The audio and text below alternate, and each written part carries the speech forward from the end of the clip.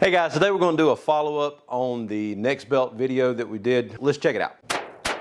In the last video, I showed you how to cut the belt down and put the buckle on it and how everything worked that way. So I've been wearing it for a couple of weeks now. I like the adjustment, the way that it adjusts rather than having just the inch that you can go in between spaces. Now it's like a 1/4 inch in between each one of the clicks on the ratchet. And it really gives you pretty much infinite adjustment on how tight or loose you want to wear your belt.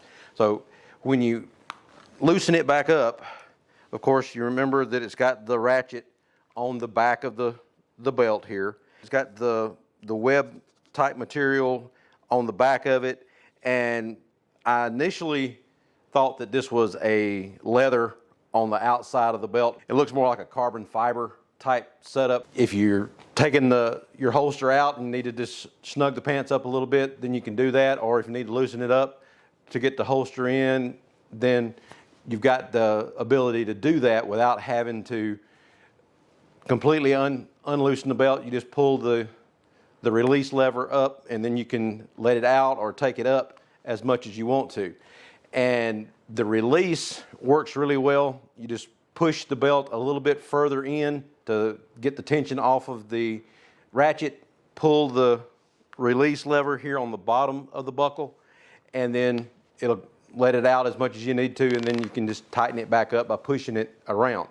You see that I've got everything on the belt now, as opposed to when we first tested it, didn't have anything hanging on the belt. But with the gun and phone, the extra magazine, and the flashlight on the belt, it's held up fine.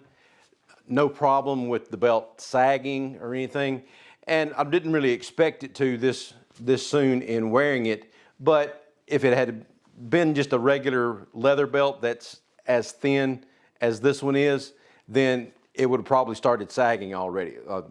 A belt from like even a nicer department store that's not designed to hold up under the extra weight that you would have on an everyday carry belt, it would have started sagging by now with all the weight from the gun and the extra stuff that I have on the belt. So it looks nice as well. I like the carbon fiber.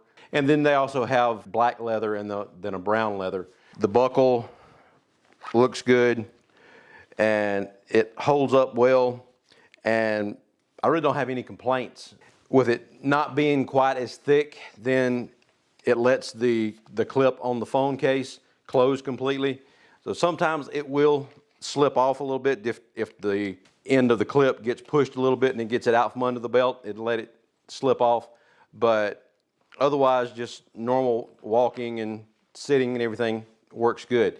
And then it lets all the other stuff fit on the belt. It's not as tight on the clips and the other things on the holsters, so it actually holds a little bit better because the clips can fully close rather than being spread open a little bit, because the belt is a little bit thicker than what is actually designed for the clips themselves. If you're looking for a good belt, check out Nexbelt, and then check out doublelegalgunworks.com.